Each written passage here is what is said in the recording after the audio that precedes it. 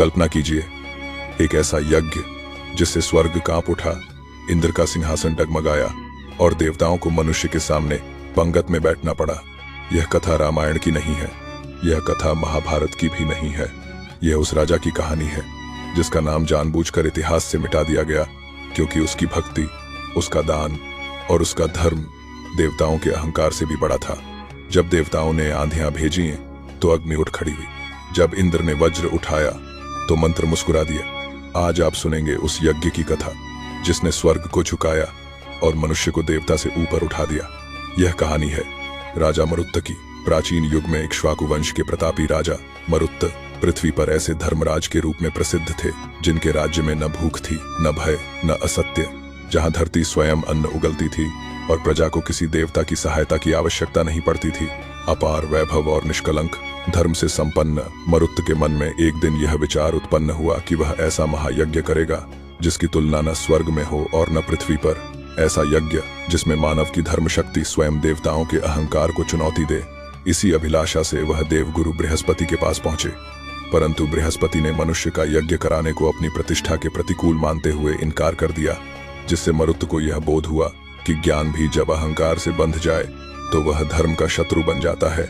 तब वे बृहस्पति के छोटे भ्राता संवर्त ऋषि के पास गए, जो समाज से दूर श्मशानों और निर्जन वनों में उग्र तप करते थे, जिनकी दृष्टि में न देवता श्रेष्ठ थे न मनुष्य तुच्छ, केवल धर्म सर्वोच्च था। संवर्त ऋषि ने मरुत्त के यज्ञ को स्वीकार करते ही ऐसा वैदिक अनुष्ठान आरंभ किया कि यज्ञ की ज्वाला स्वर्ग तक उठने लगी। देवताओं को भय हुआ कि यदि यह यज्ञ पूर्ण हो गया तो इंद्रासन डोल जाएगा। तब इंद्र ने आंधियां, वर्षा, रोग, भय और मायावी विघ्न भेजे, पर संवर्त ऋषि के मंत्रों से अग्नि प्रचंड हो उठी, वायु थम गई, मेघ जलकर भस्म हो गए और देवताओं की माया नष्ट हो गई। यज्ञ इतना विशाल था कि देवताओं को स्वयं पंगत में बैठकर भोजन करना पड़ा। अप्सराएं जल ढोने लगी, गंधर्व द्वारपाल बने और स्वर्ग का वैभव पृथ्वी पर उतर आया। राजा मरुत्त ने दान में इतना स्वर्ण और अन्न दिया कि पृथ्वी पर कई स्थानों पर आज भी उनके यज्ञ के अवशेषों की कथाएं कही जाती हैं। अंततः इंद्र स्वयं संवर्त ऋषि के चरणों में झुके और स्वीकार किया कि यह यज्ञ मानव धर्म की विजय है। तब संवर्त ऋषि ने इंद्र को उपदेश दिया कि देवत्व पद से नहीं बल्कि धर्म से प्राप्त होता है।